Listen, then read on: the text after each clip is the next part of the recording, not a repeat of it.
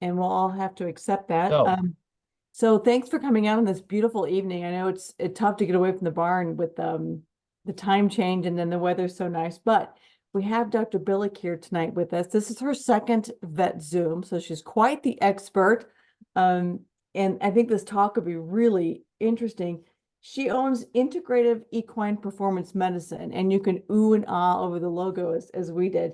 Uh, there she practices complementary therapies, sports medicine, and rehabilitation ambulatory practice. It's in Northern Illinois. And Paige, I want you to tell us what all of your certifications mean. It's a Sure. lot of letters. Yeah. So DVM is Doctor in Veterinary Medicine. The CVMMPEQ is Certified Veterinary Medical Manipulation. That's the veterinary equivalent of chiropractic. The CERPV is one of the two rehab certifications I have. And then CVA is Certified in Veterinary Acupuncture. Cool. Yeah, I think if you want to go ahead and get started, and then if you have questions, please put them in the chat, and I'll keep an eye on that because Dr. Billy can't really see the chat when she's talking, so I'll be her eyes and ears, and then I'll ask the question. I'll interrupt her when she takes a breath, and I'll ask the question. So don't hold your questions to the end; just type them in there, and I'll grab them for you. So, Dr. Billy, go ahead. Perfect. Thank you. Yeah, so like Lydia said, definitely let us know when you have a question. I think that they go a little bit better when it's kind of relevant to the talk. So today we'll talk about essentially lameness prevention, and we'll touch a little bit on rehab. We can get a little bit deeper into rehab if we have more time, but if this talk goes the way that it usually does, you guys will probably ask questions maybe, and we won't have a whole lot of time to talk about like every rehab modality there is. And we'll just kind of focus on what a rehab plan should look like. It will actually be a little bit interesting because a rehab plan will really kind of parallel what good prevention looks like in some ways, and you'll see what I'm talking about soon. Okay, so lameness prevention, or maintaining soundness, or prehab or prehabilitation is what we're going to focus on. I really like the term prehab because it's essentially doing pre-rehab. So what can we do to prevent having to do rehab and keep our horses sound? So sorry, I just need to move myself off of here somehow. Okay, there we go. So the idea here is preventing lameness and pain before it occurs. However, normally I find in more horses than not, and this is across disciplines, we normally have to find pain and address it first. If we still have pain present, if we still have pain present, we're not actually going to be able to do a successful prehab or lameness prevention plan because the body will compensate. And we'll talk about that a little more soon. So goals of a successful prehab program.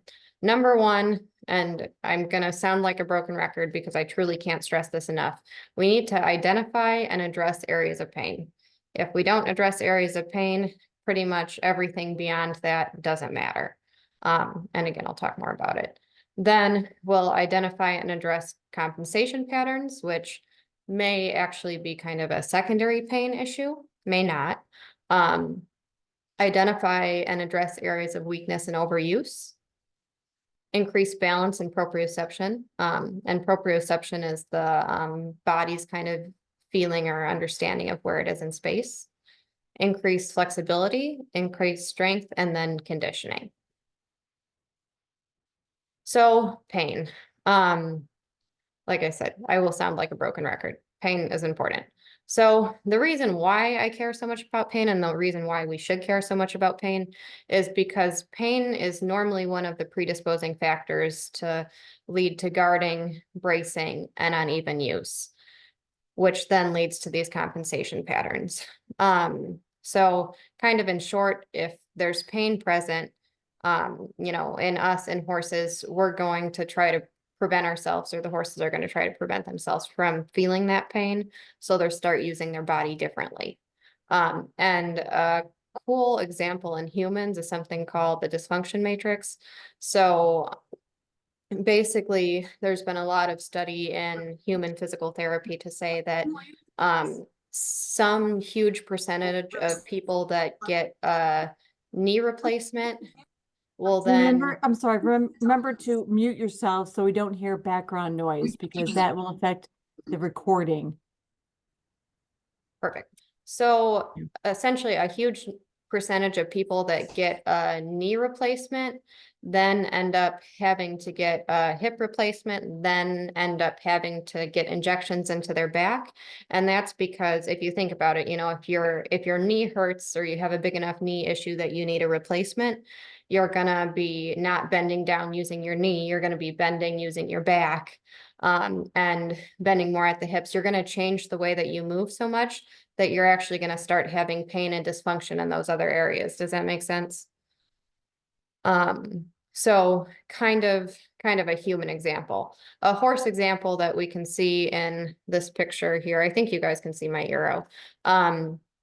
This horse is pointing with a front foot with the right front in the picture in the grass.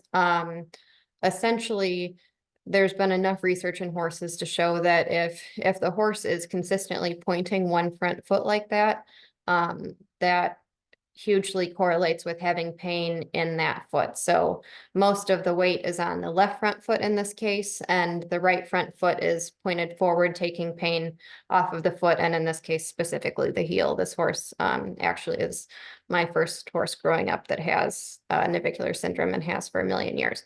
But the interesting thing is this picture here in the grass was, I pulled her in from the pasture. This picture here was 5 minutes after a chiropractic adjustment. It doesn't always work that way, but the point in kind of showing you both of these pictures is, one, having the foot forward is just one of many indications that your horse maybe has pain, but two, shows that if you that pain is making her stand that way. And in the second picture, although I haven't probably taken the pain away on the foot, I have taken away the compensation pattern, and she's standing pretty square. We'll talk more about that. Another horse example, which, is kind of one of the first things that come to mind, is, back pain causes kicking and bucking. But essentially, I can't stress enough, find the pain, work with your vet, work with your trainer, work with your whoever to find where your horse is having pain and then address it. And we could do a whole lecture on ways to address pain. But if you don't address the pain, you won't move forward kind of in this whole plan. So that's where we're talking about the compensation pattern. So the idea is to look at the whole horse, and we're looking for areas of symmetry or asymmetry. We should have symmetry, but asymmetry is easier to see. And we're looking for that statically and dynamically. So statically, maybe we're looking for muscle development or the way they're standing or something like that. Dynamically, I'm talking about, is the horse easier tracking to the left or the right, or every time it gets the lead change going to the right, but not to the left, something like that. As a whole, horses should be fairly symmetrical in their movement. And, when someone says, oh, my horse is left-handed, yeah, horses probably have a preference for one side or the other, or one way of movement or the other, but ultimately they should be pretty symmetrical. So the lead should feel the same going both ways. The neck should have the same amount of suppleness going both ways. You should feel the same propulsion from the hind end going both directions. A cool example in humans, and I keep going back to humans because there's so much more research in humans than horses, just essentially because of funding. But in football players, there was a study done where a physical therapist asked the players to be standing straight and then said, okay, put your right foot on your left knee. And the way that they moved their body to put their right front or their right foot on their left knee and also their left foot on their right knee, the physical therapist could predict 4 out of 5 players that would tear their ACL in that season. So basically the way that the players were compensating and, were they leaning to the left or to the right, or, were their hips square while they were doing this? Essentially, there were so many metrics that the physical therapist would look at and be able to say, yep, you're using a compensation pattern that's going to lead to an injury. We don't have near that specific of an idea in horses. Like I said, the research hasn't been done in most cases to say this compensation pattern means this. Really, the exception to that is truly that pointing a front leg does indicate that that foot has pain. These are some that I look at for compensation patterns in horses. So lifting a hind leg when you pick up a front. Next time you go out and see your horse, pick up a front leg and see if it lifts up the diagonal hind. That's a really common pattern in horses. It's not to say that I can tell you that that means it's going to hurt its hind leg. It for sure doesn't, but it definitely tells me that there's tension across kind of that diagonal pattern, that is a compensation there. So you should be able to lift up a horse's front leg and they shouldn't have to shift their weight in the hind end. But if you start paying attention, probably 8 out of 10, you lift up the front leg and the horse pops the weight off the opposite hind or takes a step in the hind or something like that. But the horse really should be able to stand square, engage their core, lift their leg, and not have to shift their weight. So that's something to look for. We already kind of talked about that uneven or asymmetrical movement side to side. Tripping, obviously, a stiff neck, the horse should be able to, turn around and scratch both shoulders if it needs to, or, if we're kind of assessing if we have a treat or a carrot or whatever, the horse should be able to have the same range of motion on both sides of the neck, kind of turning this way. The uneven feet thing is kind of a whole can of worms, but not every horse should have symmetrical feet. Some of them are just kind of born asymmetrically or develop asymmetrically. There's a whole lot we could talk about on this, but sometimes we'll see a horse that, maybe we have x-rays from 5 years ago and the feet looked really symmetrical. And then the horse had some sort of injury that caused it to not want to bear weight on the left front, say, and then we have x-rays from 5 years later where the left front has become a little bit more upright and the right front is a little bit flatter, just because the horse is really taking weight off of that left front and stepping harder onto the right front all the time. And that does over time change the shape of the feet. But that's not every case. That's something to be kind of taken with, or at least looking at with caution, because horses do just have different feet. That again could be a whole talk. I'm just gonna And jump in uneven. and remind people to put themselves on mute and to turn their videos off. Okay, thanks. Perfect. And then uneven muscling. And I don't know if I'm using this right, Lydia, but is there a question? I don't see one. Do you Huh. see one? I think I see one. Oh, no, it's just you. It's Just just me. you in the chat. Sorry. Yep, but you're right. That's where Yep. it will be. Okay. Yeah, it was flagging me somehow. Okay. Cool. So compensation patterns. Something that people ask me about a lot is, okay, what if my horse is resting a hind foot all the time? Or what if my horse is kind of shifting between hind feet? Now, if they're shifting between hind feet like this all the time, then you have a problem. If the horse is just kind of casually resting a foot in the hind end, it doesn't actually indicate that that foot or leg has more issues than the other side. Now, if your horse is always resting the left hind and never resting the right, that is a sign that we have some sort of compensation pattern going on. Because again, they should want to do everything kind of symmetrically. But we don't know enough to say that actually it's been proven that doesn't indicate that the horse has pain in the leg that it's resting. So that's a difference between the front and the hind end resting the legs. Okay. Maybe. Oh, maybe not. Okay, so asymmetrical use in areas of weakness. So essentially, if we're not using, or if the horses aren't using themselves symmetrically, then they're going to develop muscles asymmetrically. So you might end up with areas of weakness and areas of overdevelopment. So this neck is kind of a good example to look at for a couple of reasons. So one, if essentially if you're overdeveloping one muscle, you're almost always having underdevelopment in kind of the opposing muscle, the muscle that does the opposite job. So if you look at this neck, and I cut out most of the horse's body to not have anyone know who he was. But here is this big brachiocephalicus muscle. And can you guys see my pointer? Yes. Okay. So here's this big brachiocephalicus muscle. In this case, it's pretty overdeveloped because the horse has its head kind of in this lifted position all the time and it's tense. Here, you're having kind of an underdevelopment of the muscle on the top of the neck.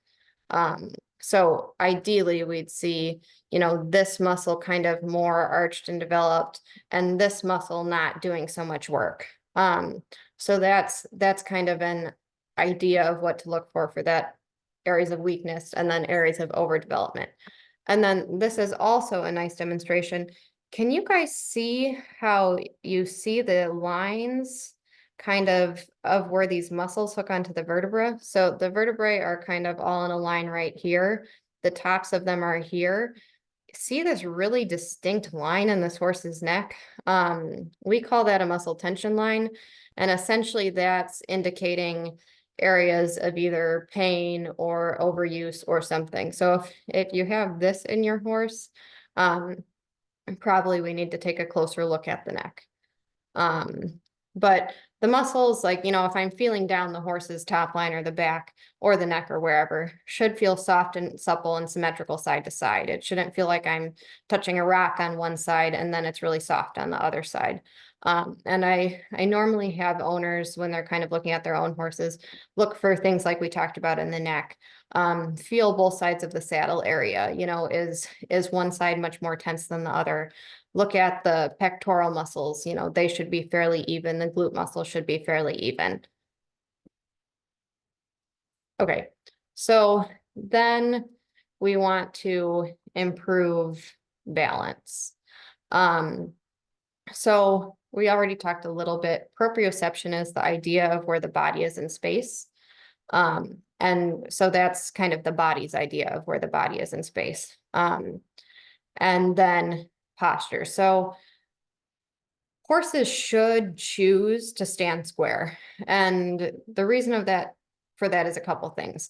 Standing square, the body shouldn't really be using too much energy for standing. And since horses are not always, but horses are standing 90% of the time, they should want to not be exerting a lot of energy to do that. And the horses actually have quite a few kind of like built-in mechanisms to not have to use too much muscle engagement when they're standing. So that's how they sleep standing. But the square stance should have, the horse's center of balance pretty, ready to move in any direction, especially since they're a prey animal, and it shouldn't be exerting too much energy. So anytime that our horse is choosing really to not stand square, there's probably a reason for it. And again, is it pain leading to a compensation pattern or something like that? That's normally what we're seeing. But standing square and being balanced is an indication that the nervous system is working well. So that's what we want to see. This is something that I'll probably also sound like a broken record with. But we need the postural muscles to be used for posture and the movement muscles to be used for movement. And when I say that, we horses, every mammal has muscles that are developed to maintain balance and to maintain posture, and then muscles that are developed to do movement. The muscles for posture are essentially like a slow twitch muscle. So they're not supposed to have that explosive energy, but the thing is they don't wear out very fast. So they can be engaged for a really long time without expending a lot of energy, without being worn out. Whereas the movement muscles do have that kind of fast twitch fiber to do that more explosive, stronger movement, but they wear out much quicker. So the interesting thing that I see in a lot of sport horses and, you know, horses that aren't sport horses too, but I see it more prevalently in sport horses, is that a lot of our horses have kind of developed in a way that they're using the movement muscles for posture, which in the end doesn't work out very well because, again, those muscles aren't meant to be engaged kind of long term. So they fatigue really easily. And then that's where you see kind of all that like significant muscle atrophy and bracing, those horses that are just really, really tense all the time. Normally, some part of that horse is that they're using their movement muscles for posture. Something that kind of proves this whole idea, and this is actually research in horses, there's a muscle called the multifidus. It actually kind of forms like a teardrop around the dorsal spinous processes, or the top of the vertebrae in the back. And has a bunch of fibers that kind of crisscross in every direction. And the idea with that is it's supposed to stabilize the spine. There's been a lot of research now looking at ultrasound of that muscle and looking at the thickness of that muscle.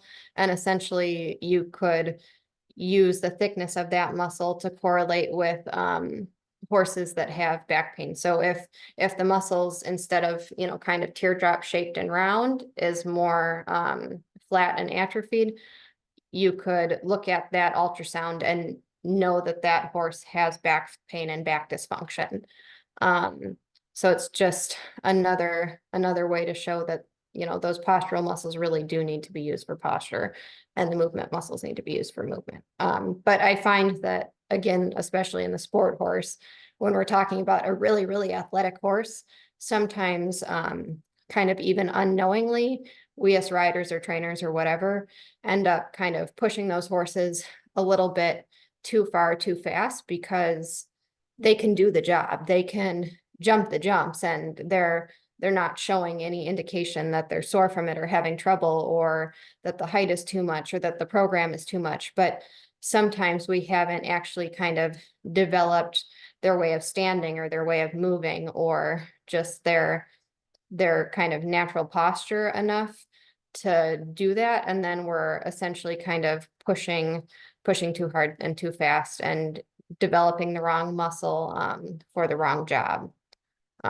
Which, again, in most cases, I think people are doing it kind of unknowingly, because horses are such athletic animals. But sometimes we do have to kind of take a step back and say, let's kind of teach the horse to engage the right muscles at the right time, so we can have them be more comfortable and sounder longer.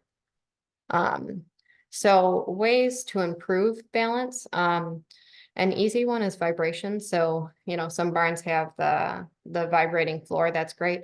Or you can just get one of the, $5 or $10 like handheld vibrating like back massagers at Walgreens, and kind of run that gently over the horse's top line or neck or glutes or hamstrings. The reason why that helps with balance is because actually different receptors in the muscles sense vibration than anything else. So it kind of wakes up a different part of the muscle, a different part of the nervous system. Actually, this is pretty cool too. So there's been some studies, again, in humans to show that, if a human had a cast on their right arm and you did vibration therapy on the left arm, that would, one, help the left arm, but two, you would end up with a 25% increase in like kind of muscle health, muscle strength, whatever you want to call it, in the right arm, the arm that had a cast, the arm that wasn't moving, compared to a control group of people that had casts on their right arms but didn't do the vibration. So kind of vibration on one part of the body has a huge effect on the other, which is really interesting. Some other things I have people do is kind of just gently rock the horse from the withers, or do balance pads if you've heard of the Surefoot pads, or you can kind of go the cheaper route, which is what I did, and get like human balance pads on Amazon and put duct tape on top of them.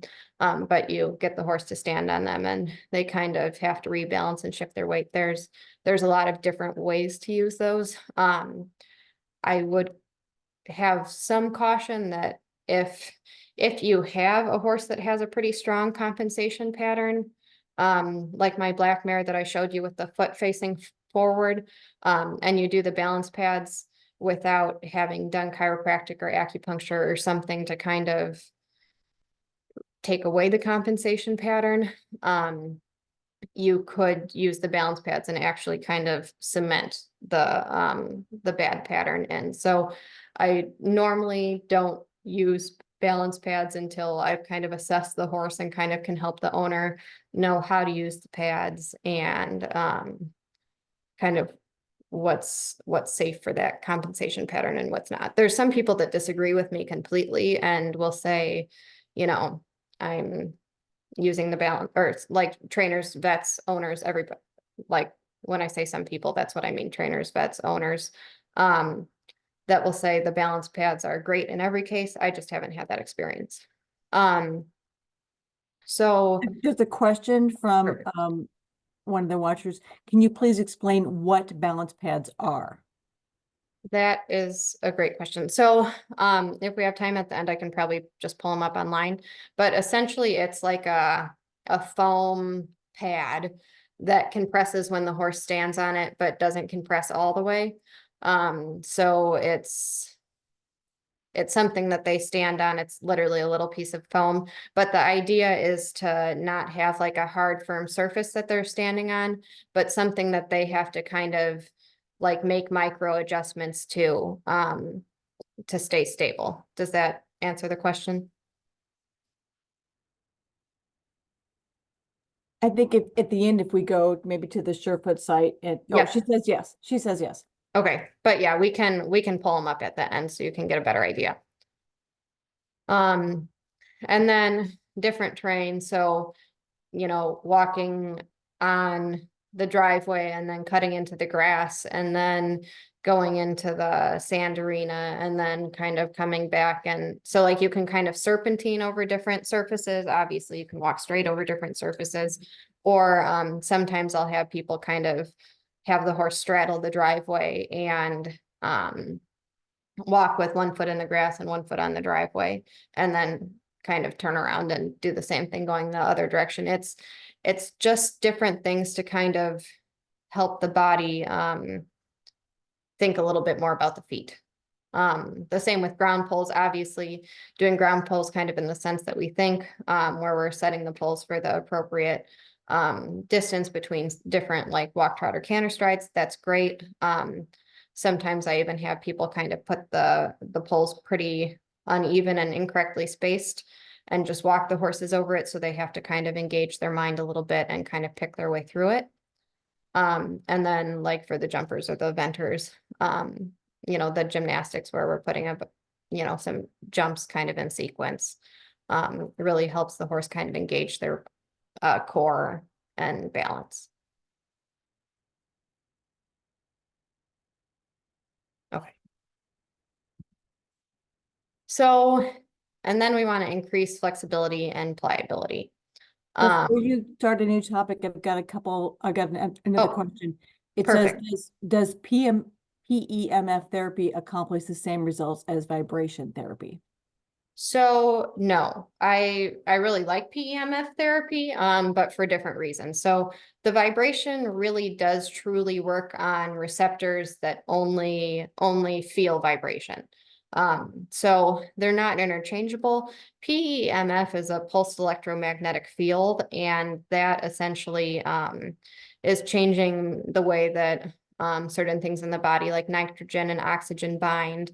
and kind of changing cellular metabolism a little bit. And the idea there is to stimulate healing and decrease pain. So I really like PEMF for, you know, certain injuries. If you can use it frequently enough, I think it's fantastic. Or kind of generalized like muscle stiffness, soreness.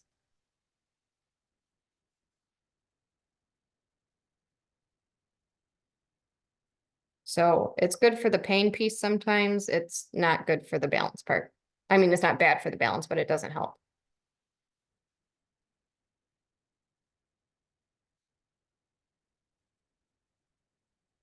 Other questions right now? That's it for now. Okay. Cool. So then we want to increase our flexibility and pliability. So warm up is hugely important. And there was actually just something on Facebook about this, like, I don't know, in the last month, saying to do the 10 minutes of walk.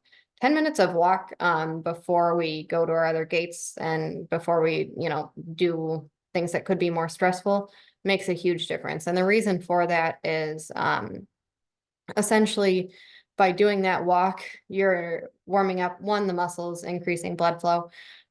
Two, you're increasing the elasticity of things like the collagen fibers in the tendons and the ligaments, and the fascia, which is kind of like the connective tissue that circles around everything in the body. So you're making all of those more flexible, more pliable, which is making them less likely to injure. And then also essentially kind of warming up the joint lubricant, the joint fluid in the joints, and actually kind of warming up the cartilage in the joints too. So the 10 minutes of walk is huge to prevent soft tissue injury and help the joints glide more smoothly. So stretching, I really like stretching. I kind of suggest a lot of stretching or a lot of homework exercises to clients. But the idea is we need to do that after exercise. So, you know, growing up, I always learned, oh, you're supposed to kind of stretch the legs forward before you ride. You know, if you want to stretch forward for 5 seconds to kind of make sure that the girth isn't pinching the armpits, that's totally fine. But if you're really doing a stretch, you want to do it after exercise. And the reason for that is, one, the muscles are warm, so you'll be able to stretch further. Two, it actually stimulates the muscle receptors to set to a longer length. So if you think about it, and if you want to try now or try when we're done, if you tried to touch your toes right now, you know, you would get so far. If you stayed kind of at that point for 30 seconds and then stood back up and then tried to stretch again, you'd probably get an inch or two longer in that stretch. And that's actually because the receptors in the muscles that feel stretch with stretch get set to a longer length, which is great for stretching, great for muscle health. But the reason we don't want to do that before any strenuous exercise is because if those muscles are set to a longer length, it takes the brain essentially a longer time to realize if they're going kind of beyond the range of motion. So the easiest way to think about that is, you know, in a human kind of rolling their ankle, you know, normally most times we can kind of feel that the ground is changing, or, you know, that we're about to fall off of a step, and kind of our muscles tense up and we prevent that kind of roll of the ankle. But when you actually do roll your ankle, and a lot of times it's because your body wasn't able to respond quickly enough to tense up the muscles to prevent kind of that extensive range of motion of rolling the ankle. And in humans, they did research to figure out that if you do all those big long stretches for 30 to 60 seconds or longer before you exercise, you've reset those muscle receptors and reset the muscle to a longer length. And then you're more likely to roll your ankle because your brain thinks that the muscles are at a longer length. And so they're not picking up when they're getting kind of stretched beyond the normal range of motion. Which is kind of like a mouthful, but essentially the take home is do stretches. They're great, but do them after exercise, or if your horse isn't going to do strenuous exercise. You know, if you're just coming to the barn to hang out and groom or whatever, then sure, do the stretches whenever you want. But if you're going to go hack or something, then wait until afterwards. You'll get more out of the stretch and it's safer. Static stretches, for me, I do the 30 to 60 seconds because that's how long it takes for those receptors to really realize what's going on, and low reps. I don't find that you get near as much benefit from doing 10 seconds 10 times as you would doing 30 to 60 seconds, maybe 2 times. So that's pretty different, at least than what I learned kind of being in horses growing up.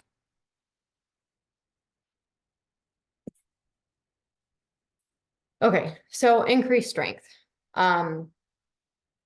Normally we do this with therapeutic exercise. This is kind of my whole thing about you can't build strength without having flexibility.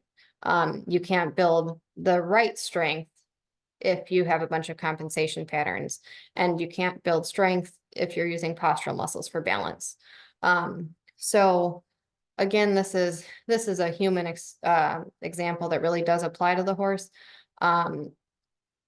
If you think about it, most of our movement, most of the horse's movement is coming from engaging the core and the back. So, you know, if people have a bad back, normally if you go to physical therapy, they tell you to work on your core. And that's kind of the same thing with horses. So we've already talked about, we want to make sure that you don't have any pain, that you have flexibility, and that you're trying to strengthen the right muscles. So sometimes you really have to kind of go way back and focus on flexibility or focus on balance and work on compensation patterns before you build strength. I have some clients that will be doing strength exercises with their horses all day, or have them in a really, really vigorous program, and they just aren't building muscle. And it's truly because they can't. And it's maybe not even that they're not using the right exercises. It's that truly the muscles aren't engaging in the right way or the right order, or they're not engaging the right muscles during those activities to actually build strength where we see it. That's, again, kind of funny to think about, but it's true. If you're have the appropriate nutrition and you're in a program and you're being really thoughtful, like you can have all of those things going totally right and be on the right track. But if your horse isn't building muscle with all of those, then that's when you should take a step back and think about kind of the other things on this slide. You know, do we have the right flexibility? Do we have compensation patterns? And are we trying to build strength in the right muscles? And maybe we're trying to build strength in the right muscles, but does the horse know how to engage the right muscles during the activity or exercise that we're asking for? So therapeutic exercise has a huge range on what it is. I do a lot of pull stretches where I'm asking the horse truly just to bend at the pull. So like the junction between the ears and the neck. Some people really like the carrot stretches where they're having the horse kind of stretch to the shoulder or the girth area or the stifle.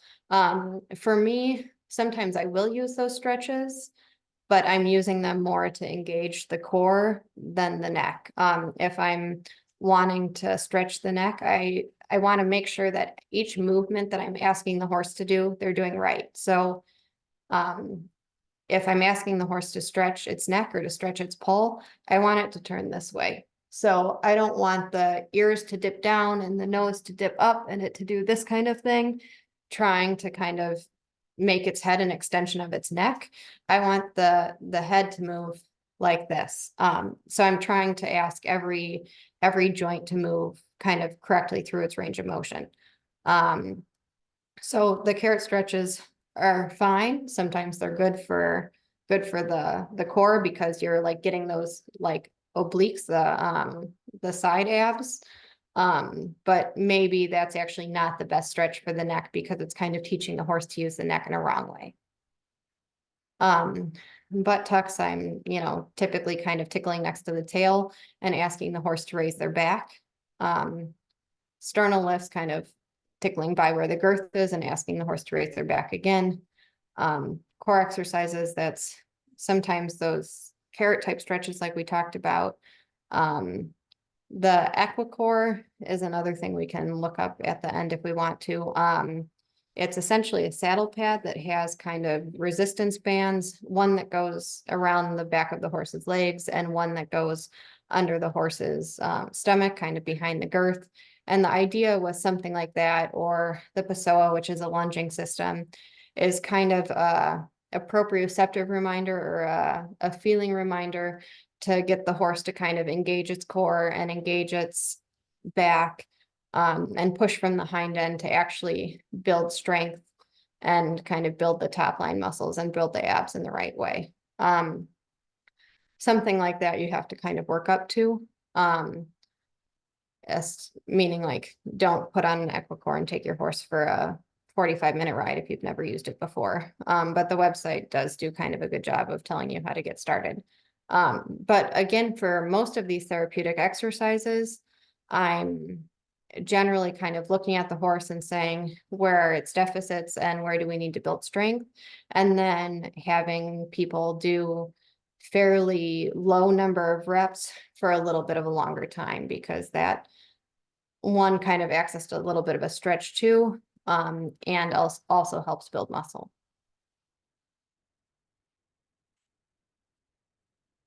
Okay, before we get to the next part, do you guys have any questions?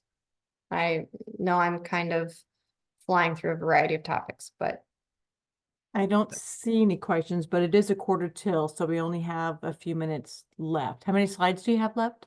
3, I think. Oh, perfect. Okay.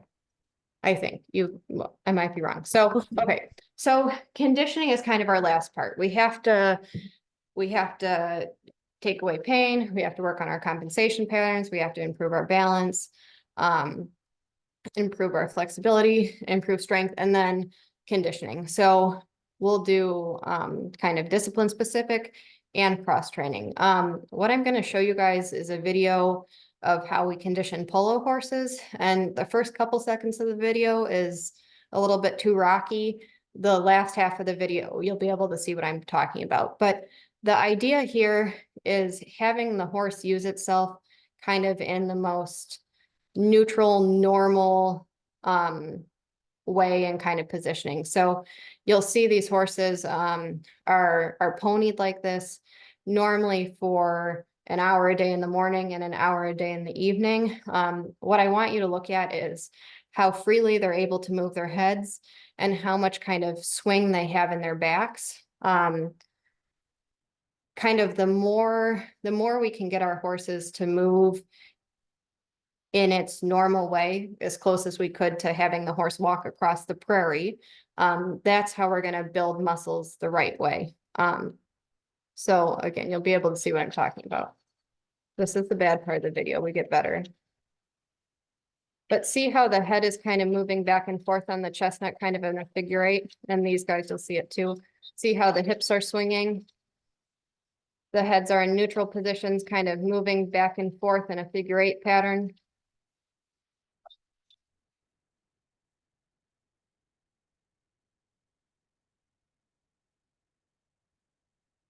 So kind of the point in showing you guys that is that way is kind of the step 1 on building muscle the right way.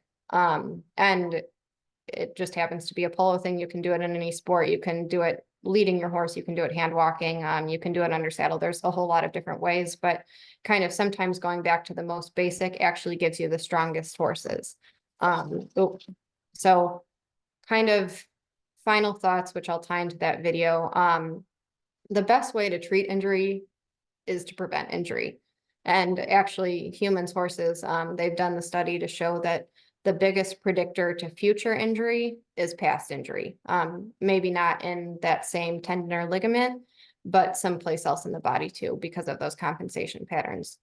The case study that I wanted to tell you about, and I'll keep it pretty brief so we can quickly touch on rehab, is so those polo horses, the horses in the video were mine. And I work as a vet on a large polo farm with about 200 professional horses every summer. I check them every morning and every afternoon.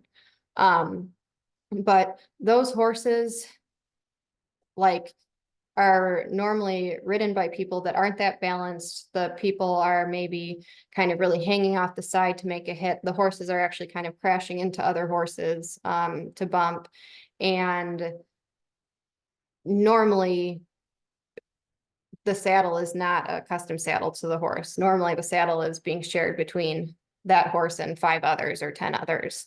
And that category of horses has the least back pain out of any category of horses I work on. Less pain than the dressage horses, the hunters, the jumpers, the Western pleasure horses. Those polo horses almost never have back pain, and they almost never have a saddle that fits them as perfectly as it could. Whereas, and I'm not, this is me picking on jumpers, but it's not jumpers more than anyone else, but I have jumpers that have custom saddles and pads and this and that and whatnot, and they have way more back pain, or dressage horses, it could be anything, than the polo horses. And it's not because they have less back issues or less prevalence of kissing spine. Honestly, probably the polo horses, being more of a thoroughbred type horse, actually have more pathology in their back, but they're generally more comfortable in kind of a tougher situation because of the amount of conditioning that they do in this way, where they're in a neutral position and building muscle the right way to support the spine. Which totally blows my mind. This year I'm going to try to take x-rays on them and actually like get numbers, but it's super, super impressive. I treat back pain as one of my main things all day, every day across disciplines. And when I'm working on 200 polo horses, I maybe have 6 or so that we really focus on their back. So like the numbers are hugely different. Okay, so rehab, the things that I want you to take home, and I thought that the lameness prevention was a little bit more important, but the things I want you to take home on rehab, the keys to a successful plan are appropriate diagnosis, targeted medical treatment to that diagnosis, and then a practical plan. If it's not a doable plan, it's not worth doing. Having progressive check-ins with your vet, and achievable goals and realistic expectations. The rehab modalities is what people love talking about, and I totally love talking about it too. But really don't let any of the flashy modalities kind of fool you or lure you. Like, yes, they're great and they're really helpful in certain situations, but all of the stuff we talked about with the therapeutic exercise and the balance and addressing the whole horse, like everything we talked about in this lameness prevention PowerPoint is actually much more important than the rehab modalities, even when you're rehabilitating a horse.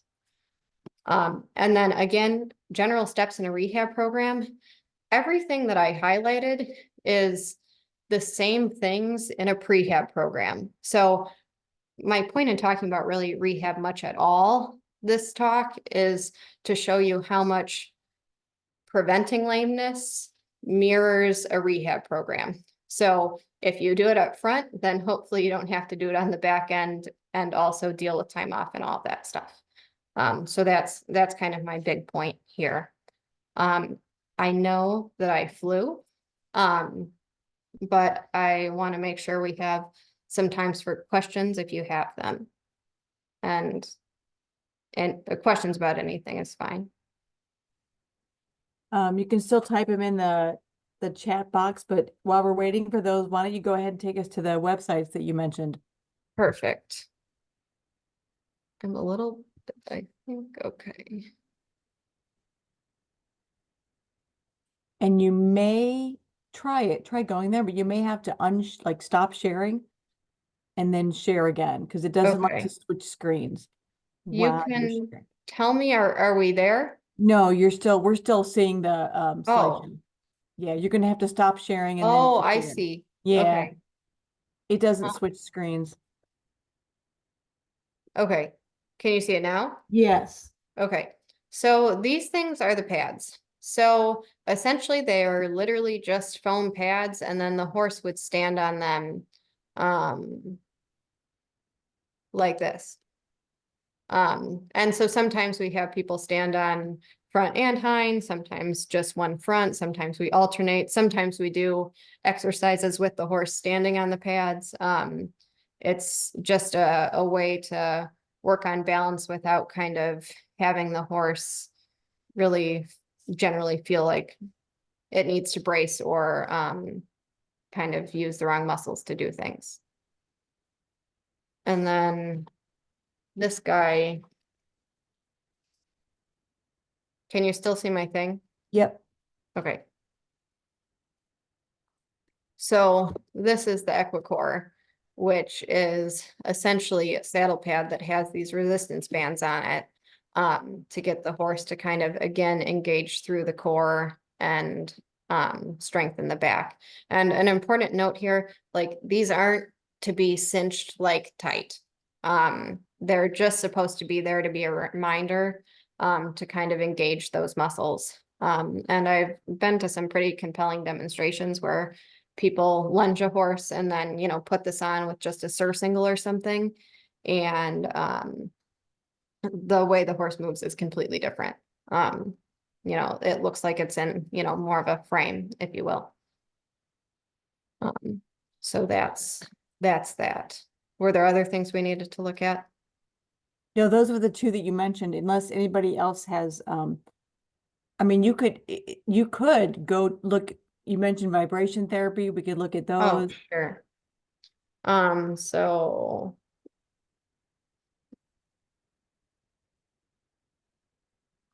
sorry.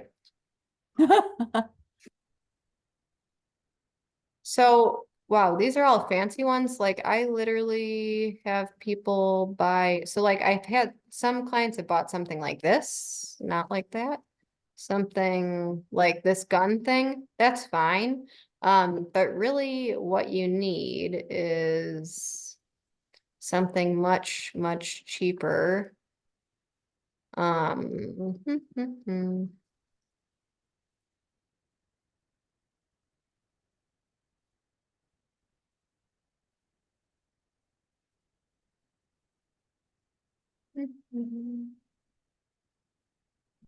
like just I totally know what I'm talking about. Oh, yeah, this guy. Like this little thing is perfect. So the idea is not to like push hard or like really massage with it. It's literally just to like kind of put it on the muscles enough that you feel vibration.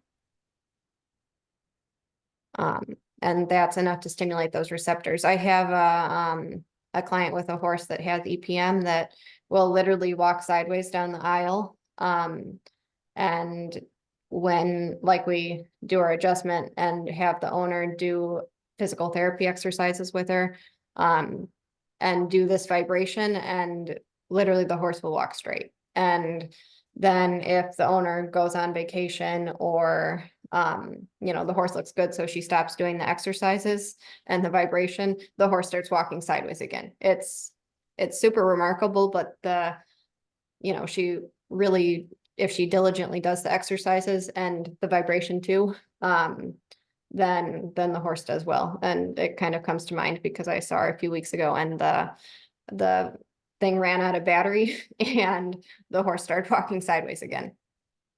And like I'm not kidding you, like sideways, like back feet tracking next to front feet down the aisle. And then she does this for a couple of weeks and the horse is like totally straight again.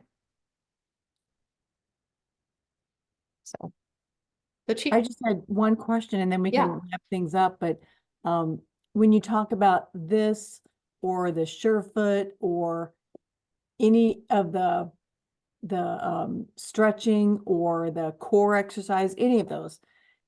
Is it a daily thing and every other day, once a week? I mean, Sure. So yeah, it depends on your situation with your horse. I would say the average, you know, 3, 4 times a week, would be perfect, but normally, like if I see a horse for either a lameness exam or a or acupuncture treatment, I leave the owner with homework, and probably what I give them takes 5 minutes.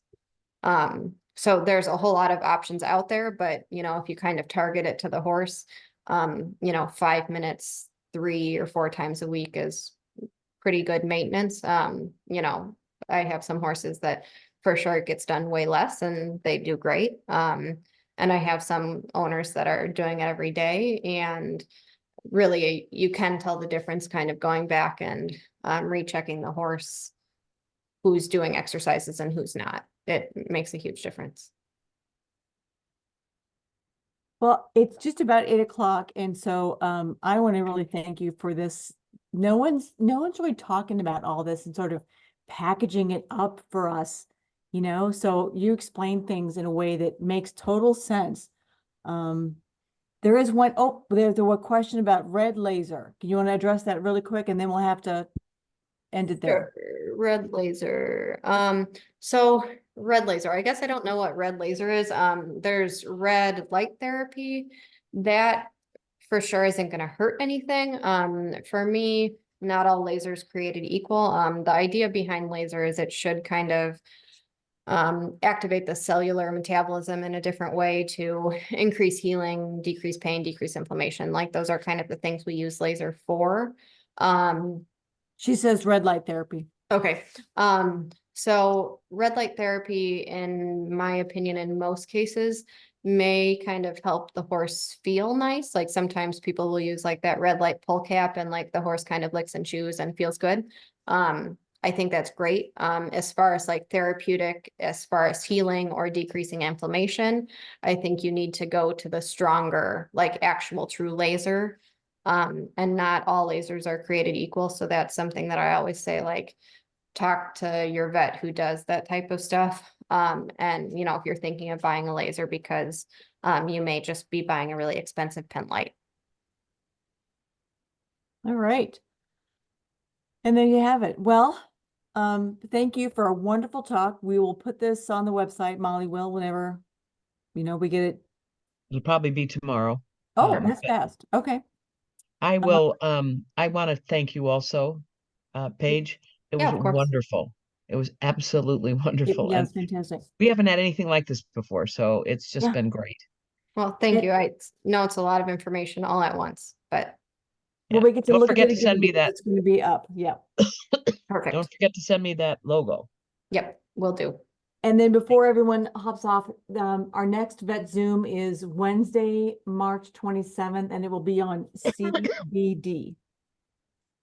So please join us. And Thank you, everyone have a everyone, for good coming. evening. Perfect. Thank you, guys. Bye-bye. Bye.